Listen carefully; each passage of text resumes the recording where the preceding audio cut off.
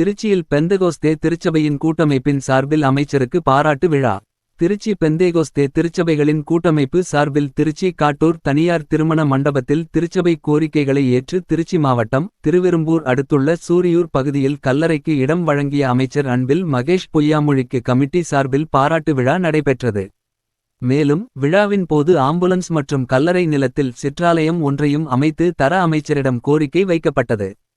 அன்பிலார் அறக்கட்டளை சார்பாக ஆம்புலன்ஸ் வழங்குவதாகவும் மேலும் அரசிடம் பரிந்துரைத்து கல்லறை தோட்டத்தில் சிற்றாலயம் கட்ட நடவடிக்கை எடுக்கப்படும் என அமைச்சர் அன்பில் மகேஷ் பொய்யாமொழி தெரிவித்தார். நிகழ்வில் பேராயர்கள் கென்னடி ராஜ்குமார், பால், போதகர்கள் பிரசாத்தேவசித்தம், விஜயசகாயராஜ், ரத்தினம், ஸ்டீபன், சவரிராஜ், கிங்சிலி, ஜேம்ஸ் மற்றும் திமுக மாநகர கழகச் செயலாளர் மதிவாணன் மற்றும் மாமன்ற உறுப்பினர் காட்டூர் பகுதி செயலாளர் நீலமேகம் பெந்தகோஸ்தே சபை நிர்வாகிகள் பலரும் திரளாக கலந்து கொண்டனர்.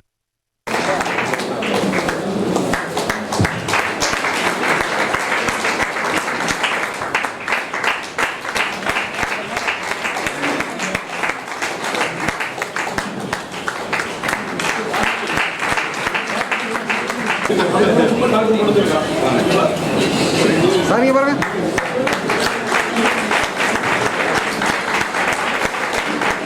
Okay sir.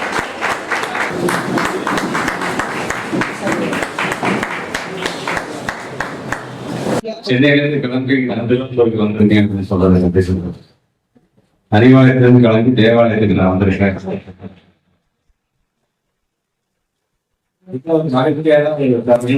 என்னுடைய தாய்க்காக திருவரும்பூர் தொகுதியில எனக்கு பாராட்டுகிறார்.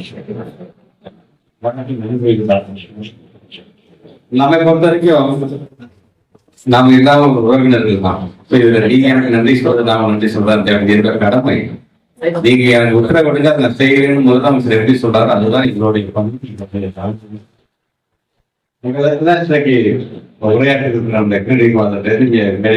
எல்லா பெரியவர்களும் பல முறை நான் சந்திச்சேன், பல முறை நான் பேசியிருக்கேன். நான் இது கோரிக்கைகளை கடந்து இருக்கக்கூடிய ஒரு விஷயம். ஏன்னா பேசும்பொழுது அவருடைய நடந்து சார்ந்து பேசும்பொழுது இதை செஞ்சுட்டாங்க அப்படின்ற உரிமையோடு சொல்றது அப்படிங்கிறது அரசியலை கடந்து இது வாக்குக்காக கிடையாது. இது நமக்காக இருக்கக்கூடிய அந்த உறவுகளை நம்ம மேம்படுத்த வேண்டும். உங்களை விட்டா யார் சார் இருக்கா, நீங்க தான் சார் செய்யற இந்த உறுதியோட எங்கிட்ட கேட்கறது. ஒவ்வொருவருக்கும் ஒவ்வொரு விதமான ஒரு நம்பிக்கை இருக்கும்.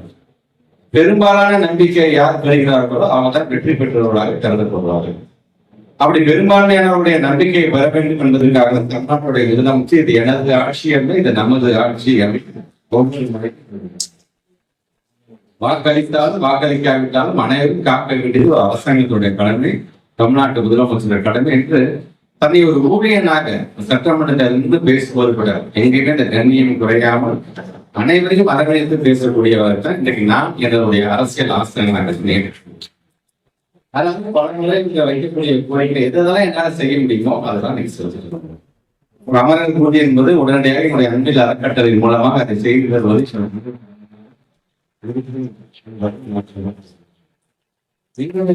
மாநிலம் 2.0 2 மாத இடைவெளி தான், வேற ஒன்றும் இல்லை. ஆட்சி தொடரதான் போகிறது. நீங்க கேட்ட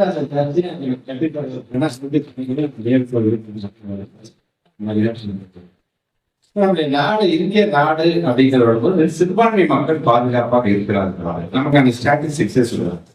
2014 2024 வரைக்கும் பாத்தீங்கன்னா ஆளக்கூடிய ஒன்றிய அரசாங்கத்தின் மூலமாக அதிகப்படியாக பாதிப்புக்குள்ள நமக்கு யாருன்னு பாத்தீங்கன்னா அது நம்முடைய சிறுபான்மை மக்களாகத்தான் இருக்கிறார்கள். குறிப்பாக 2025 ஒரே வருஷத்துக்கு மட்டும் கிட்டத்தட்ட 600க்கும் மேற்பட்டிருக்கின்ற பேர்கள் பாதிக்கப்பட்டிருக்கிறார்கள். சம்பவம் நடந்திருக்கிறது அப்படிங்கிற கூட பார்க்க முடிகிறது. ஆனா அதெல்லாம் கடந்து இங்கதான் ஒரு அண்ணன் தம்பி உறவோடு இருக்கக்கூடிய ஒரு மாநிலம் எது கொண்டு சொன்னா நம்முடைய தமிழ்நாடு தான். உறுதி செய்யக்கூடிய ஒரு இயக்கம் திராவிட இயக்கமாக இருந்து கொண்டிருக்கின்றது அப்படிங்கிறதே நான் பார்க்கிறேன். ஆனா தமிழ்நாட்டுடைய முதலமைச்சர் நம்முடைய முத்தமிழர் காலத்தினுடைய வழியில் ஒரு தேவாலயத்தை புனரமைக்க வேண்டுமா, அதுக்கு 5 கோடி ரூபாய் ஒதுக்கீடு செய்வதாக முதலமைச்சர். உபதேசியர்கள் இருக்கிறாங்க, அவர்கிட்ட தனி நலவாரியை உருவாக்கி தருவதாக. கிறிஸ்தவ பெண்களுக்காக தனியாக சுயநிதி குழுக்கள் 2 கோடி ரூபாய் ஒதுக்கீடு செய்வதாக. கூடுதலாக நமக்கு ஒரு உதவி மையம் வேண்டும் என்று சொல்வது கூடுதலாக கட்டணத்தை கரூர் மாவட்டமாக இருந்தாலும் மதுரையாக இருந்தாலும் தேனியாகத்தான் தனியாக நிதி ஒதுக்கீடு செய்து அதை கட்டிட்டு நம்முடைய கன்னியாஸ்திரிகள்லாம் மனிதர் மேற்கொள்ளும் போது அவர்களுக்கு தனியாக அந்த மானியத்தை உயர்த்தி வரும். இப்படி உங்களுடைய